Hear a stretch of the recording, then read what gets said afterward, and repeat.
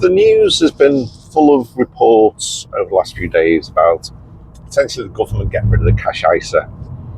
And for me, it's about time, really. I think sometimes the general public need to be saved from themselves, really. So why am I saying this? Controversial, maybe. But so if you look at shares ISA over the last 10 years, the average annual return on that's 9.6%. Now, there's a difference between a nominal rate and a real rate of return. So let's take 3% off that, because inflation is 3%. So the difference between the nominal and the real rate of return is the real rate of return discounts for inflation.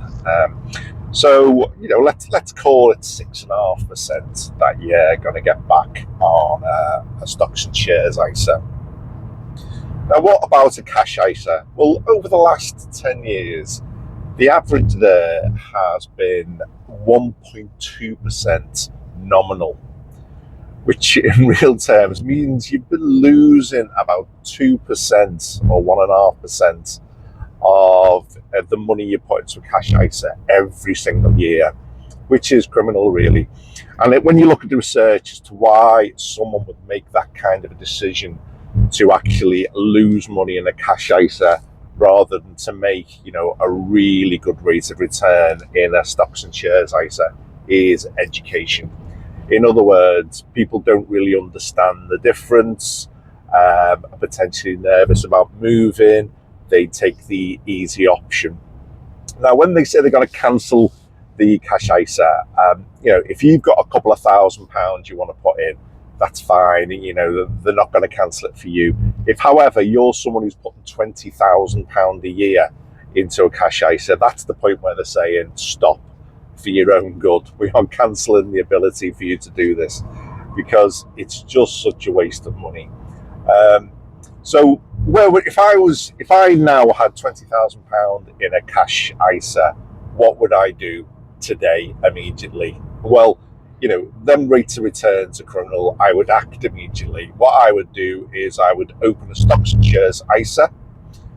If I knew nothing about stocks and shares, I would just choose either default fund for the cash ISA, because they return, typically 9% a year, or literally just put it in the default fund, like make no decision. Or I would just pick a world fund, a world ETF fund. Okay, and that's a representative sample of 5,000 different companies across the world. One investment does the lot for you. Therefore, you're not taking gambles in, whether Nvidia stock or Microsoft stock do well. You are basically investing in the entire globe. Simple as that. So if I had no clue what I was doing, that wouldn't stop me closing my cash ISA immediately and opening a stocks and shares ISA, and either choosing the default one or choosing the world one. However, I like to be a bit more involved than that. So what I do personally, this is me, and I'm no financial advisor, so don't listen to anything from me and consider it any kind of advice, because I'd never do that. But for me, what I would do is I would take that out, and I would break it out really between some different territories. So the American stock market, let's say the S&P 500, which is a good representative, that's the 500 biggest companies. They have been doing, so over the last week since Trump's really started to aggravate things, has dropped quite a few percent over this period. So I would avoid the North American market, and I'd really focus on Europe, I'd focus on Asia, and I'd focus on emerging markets. So I would put my money into them.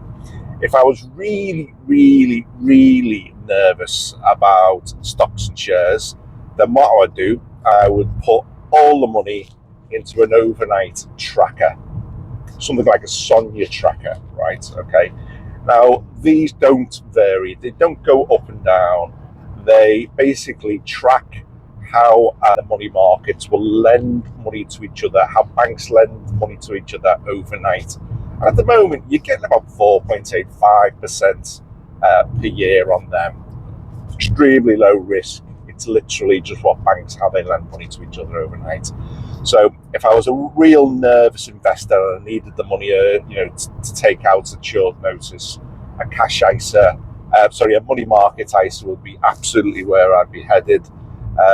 If I was much more interested in getting a proper return, then I would choose a default fund. If I wasn't going to choose a default fund, I would absolutely choose a world ETF. So that's where I would go. But if you've got more than a couple of grand in sitting in a cash ISA, have a read. There's tons of good YouTube channels, lots of different people on here who'll give good advice.